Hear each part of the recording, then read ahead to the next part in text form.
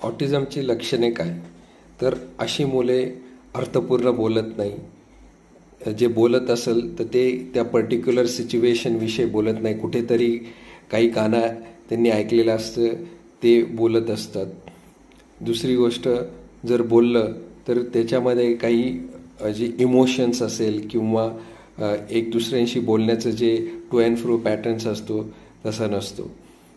दुसरी गोष्ट, अशी मुले सोशलाइज करत नाही, म्हणजे आय टू आय कॉन्टॅक्ट करत नाही. आपण बोललं तर आपल्या डोळ्याला डोळे लावून पाहत नाही किंवा इतर मुलांशी खेळत नाही, स्वतःच्या दुनियामध्येच असतात. तिसरी गोष्ट म्हणजे ते हँड फ्लॅपिंग मुवमेंट्स करतात. त्यांचे खूप रिस्ट्रिक्टिव्ह इंटरेस्ट असतात, म्हणजे गाडीबरोबर खेळणार नाही परंतु गाडीच्या चाकाबरोबर खेळणार.